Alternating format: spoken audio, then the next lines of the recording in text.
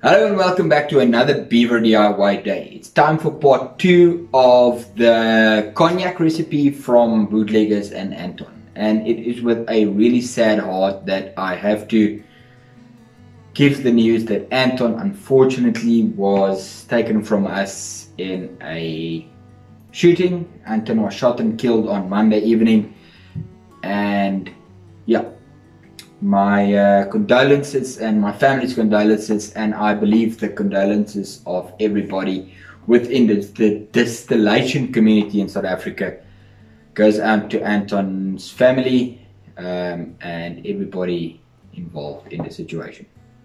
Anton was so excited about the first video that we put out, and we had a big long chat about it, and he was so excited about the second video where we're going to finish this up.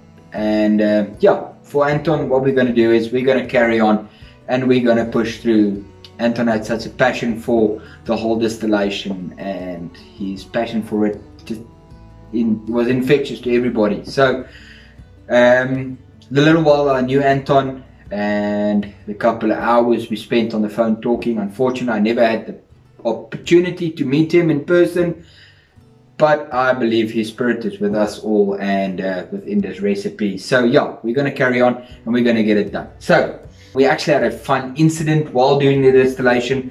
Eskom in South Africa decided to grace us with some load shedding. So what happened is when we started up the distillation, power went off. So if you ever had a question whether you can stop your distillation halfway through and carry on, yes you can. Just shut off everything, turn off your water, don't open your boiler, don't let any oxygen in, because you do not know when you will be able to carry on again. But yeah, you can start it back up again. I don't know if past Beaver is going to talk about it. I can't remember if we recorded it or not. But yeah, the power that went off when we started the whole distillation, it's shut off, and about a good 8-9 hours later we turned the still back on and we restarted the distillation. So the whole process we just restarted, and luckily for us what happened is the power turned off before we started really taking off any foreshots ahead. So let's quickly pop over to past Beaver. He's going to explain how we set up the still, and we'll pop back here where we have the finished cut jars. Okay, so it's time to transfer the wash over. So this yeast, as future Beaver may or may not have said, it fermented out in literally 2 days. Here's a video of the yeast bubbling away the next morning. So at one stage I was scared that the yeast is going to eat the bucket. The yeast, I can say I'm not a very easily impressed person, but yes, I was impressed about how fast the yeast worked. It worked faster than any turbo yeast that I have ever seen. The Bootleggers yeast, awesome. As for the recipe, guys, just want to do one clarification before we carry on. Yes, I am aware this is not a cognac. I know that cognac can only be made in a specific region of France. It needs to have early harvest grapes and a specific variety of white grapes. Yes, at the end of the day, this is a faux cognac. What that means is we're trying to get those flavors, and according to Anton, this gets as close to those flavors as we're going to get it with his recipe. So part of the channel is that you send me a recipe, I will try it according to your specifications, and then I will give feedback on it. Without judging, without doing anything or changing a recipe, I will use the ingredients I have available, or go and buy the ingredients that I need to do the recipe to the best of my ability, and then I can tell everybody out there what I think of the recipe, just to get that clarified. I also spoke to Anton, and he said that I need to run this, if possible, with the apple pieces in the distillation. If you have a pot still, you are going to run it twice. If you're like me and you're lucky enough to have a reflux or a column still, he suggested we pack the column and then we just run it nice and slow, trying to take it off at about 70-75%, and then we're going to reduce it down. He said try not to go over 80%. So what we're going to do is we're going to run this still once again with packing on the inside. So I packed the column similar to the previous video that I'll link up top here, and then after packing it, what we're going to do is once we start getting it up to temperature, we're going to run it in full reflux for about 10-15 minutes so we can compress the heads. I'll talk a bit more once we get to that stage on compressing heads, because I've had a couple of questions from guys asking me how to compress heads and what do I mean when I compress the heads. So yeah, let's quickly get this stuff transferred into the still, get the apples in there and start getting it up to temperature.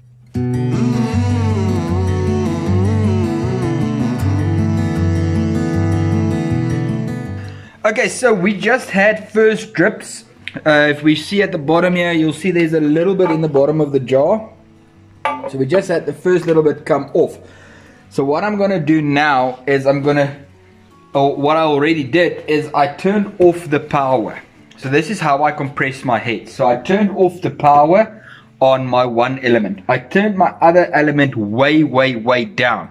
What I'm going to do now is I am going to allow the majority of my water to run through my reflux section. So this section up top here, where I have 3 50mm copper tubes intersecting or crossing through the tube there. I'm going to be running water through them to allow reflux to happen. So what I'm going to do now is I'm just going to up the power on my elements. If you can see there, I'm going to up the power on my elements to about 3. This will allow the heat to start rising again and then the reflux to happen. I'm going to leave it on full reflux for 15 to 20 minutes. I think I'm going to leave it for about 20 minutes. All I want to happen for this part here, it's not like when we ran the vodka on the feints where we left the reflux going the whole time. After 20 minutes, what I'm going to do is I'm going to dial back on the reflux nice and slowly to get to the drip. And then what I'm going to do is I'm going to dial back on the power and the reflux and the power until there is no more active reflux happening. And we're just going to run it with the passive reflux from the column, but no active reflux. But all I'm going to do now is for 20 minutes long, this is just going to reflux down into the column with nothing coming off the spout.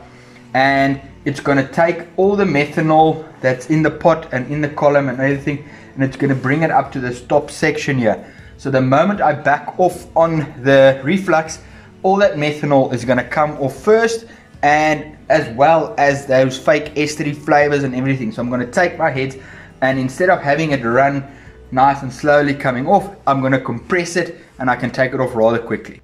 Well, we completed the run, and upon Anton's instructions, we tried to pull as much flavor out of the wash as we can. We did pull a little trick. I tried a little experiment while sitting and waiting for all my cut jars to be taken off. As soon as I started smelling tails at about jar 8, what I did is I turned up my reflux again and left it there for 15 minutes. So what happened is I refractioned my column and I took off my tails, jar 9, as you can see it's crystal clear, at 80%.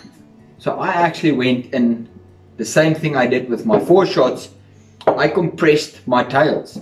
So 4 shots I took off, 4 shots and heads I took off at 95%. So I've got 250 mils at 95%, and then it started tapering off to jar 1 at 80, jar 2 at 72, jar 3 at 65, jar 4 at 59, jar 5 at 55, jar 6 at 50, 7 at 45, and jar 8 at 40 again. And that's when I started to smell tails, and I decided to try a little experiment, because everything down from 40 I normally don't use. So I decided, let's try a little something, and I added reflux again, which I normally don't do. So I added reflux, left it there for 15 minutes, and I ended up with jar 9, another 250 mils at 80%. And right after that, jar 10 came off at 20. So you can see it's a little bit more cloudy than jar 8. So we're not going to use jar 10. That goes into our feints or our tails jars. So we actually left with 9 jars of super high quality, super clear spirits. I smelled them as they came off the still, and I just smelled them before we started this video, and we had some lovely apple flavors coming off of this, but not green apple, more of the cooked apple. I think that comes from the apples being in the still, and we had some nice sweet fruity, so I believe that the brandy yeast did pull some, I don't know how to put it, some good fruit flavors out of a hybrid sugar wash. We had fruit and we had sugar, so it's a hybrid brandy. So the flavors that were pulled out within these cuts, which I would consider the hearts, were very fruity, very sweet, to the point of almost being sickly sweet. And if you've ever tasted a cognac, yes, you have that sickly sweet hit on your tongue, and then it goes away into all your fruit and barrel and vanillas and that type of stuff. So I believe we're right on the money when it comes to what we need to start aging. So what we're going to do now is we're going to add jar 1 to 9, and we're going to mix it up, and we're going to start the process of aging. Okay, so once again we are left with roughly about 2.2 liters of high proof spirits.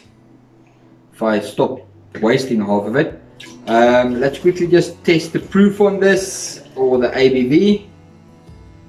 Okay, so as you'll see in the video up top here, we are left with roughly about 59 to 60% total ABV for this 2-point-something liters of final spirits. So what we need to do is we need to proof this down to about 54%, or as close as we can, between 50 and 55, because me and Anton had a long discussion regarding what flavors we want to pull out of this, and we are looking for the sweet caramel and vanilla flavors that we can get from the wood. We need to add a little bit of water to this to get it down to the final proof that we want to. Okay, so with the proof where we want it, it's time to age this. According to the recipe, what we need to do is we need to add caramel and vanilla essence to the batch. It is 1 teaspoon of caramel, 1 teaspoon of vanilla per 750 mils. So what we have here is roughly 3 liters. So we have approximately 4 bottles, so 4 750 ml bottles of high proof alcohol right here. So what I'm going to do is, it's supposed to be 1 teaspoon per 750 ml, so it's 4 teaspoons of caramels, 4 teaspoons of vanilla. So let's get into adding that. So it's 1 tablespoon, which is about 15 ml, plus another teaspoon, so it is just about there.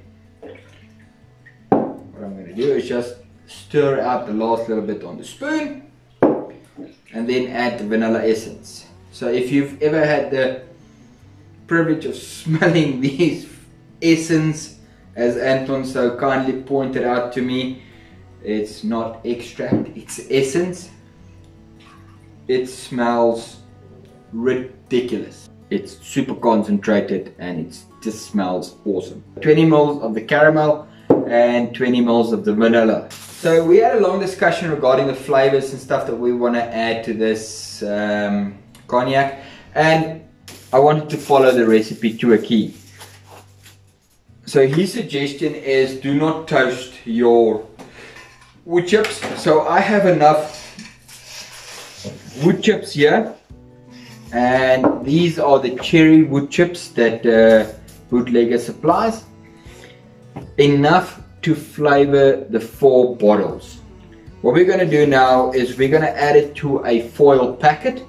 Instead of toasting it in the oven to get to the 140 or 110 and those degrees where you have that linear flavor graph of the flavors that you're going to pull out of the wood depending on what temperature you bake it at, we are just going to go ahead and use a technique that Anton said we need to try. So what we're going to do is we're going to put it in the foil packet. We're going to seal it up nicely in the foil packet. We're going to poke a few holes in it and we're going to keep it over an open flame, and we are going to char the bottom side of the chips, and the heat and the smoke that gets carried through the chips will infuse that smoke flavor as well as toasting and giving the flavors that we require for the cognac through the process without having to bake it. So in true fashion of trying the recipe as it's suggested, we are going to do that. So step number 1, get yourself some nice heavy gauge foil. Try not to get the cheap stuff because you're just going to struggle to get a packet going and it's going to tear on you. So get the slightly heavier gauge stuff and it's going to be a lot easier on you. So step 1, get all your chips nice and flat. Step 2, make a little envelope. Step 3 is fold that envelope into another foil envelope.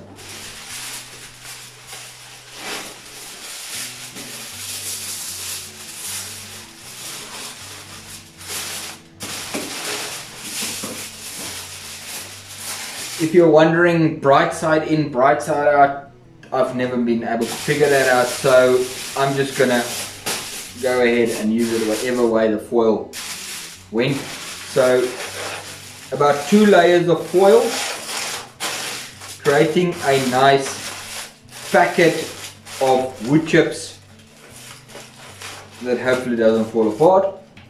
But there we go, let's just get that folded in there.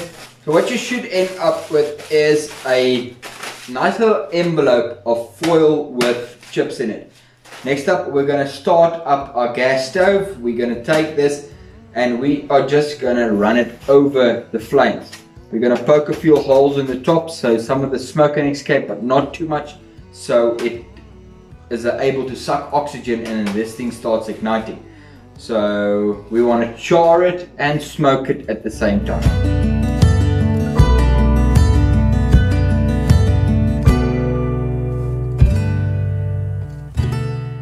So while our wood chips at the back there are getting all nice and toasty, remember to move them around over the hot flame to have the heat distributed evenly. If you have a nice big burner, yeah, then you don't have to move around. But for me, I've got a small burner, so I'm just going to keep moving it backwards and forwards every couple of minutes to get that even char at the bottom. Remember, you do not want it to catch fire. So keep the holes in the top nice and small. What we need to do is we need to transfer these to our aging jar. Okay, so with our room all smoky and toasty, we now have a nice packet of smoked and charred and cooked wood chips. So one of the big tips Anton said we need to do is we need to add them to the liquid nice and hot and then close them immediately. So what I'm just going to do quickly is I'm just going to mix them all up so I get even amounts of wood chips into each of the jars. Because we're going to save jar number 3 for a different time to do something different with it, we are now going to take these charred and cooked wood chips and we are going to add them into the liquid nice and hot. So I'm going to guesstimate the amounts that I added. I remember I did enough for 3 jars, so there's going to be a little bit left over. So jar number 1,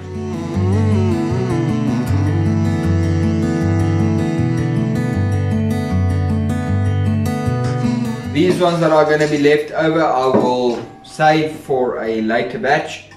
Okay, so now what we need to do with these two is we are going to force age it. So if you want to see a video on the force aging process, please pop a comment down below on how to do force aging. I will gladly do a video on it. But basically what it means is we are going to keep this in a high temperature for a period of time and then cool it down, high temperature, cool it down, to suck all those flavors out of the wood. So to finish up the video and to end up the great recipe that Anton sent to us, I just want to take a shot in his honor. And anybody that wants to join along on Saturday, we will be, all of the community will be drinking a shot in Anton's honor, and we will be making a video. So if you want to know more details, check down in the description for the memorial for Anton. So yeah, to Anton, thanks bud, we'll miss you.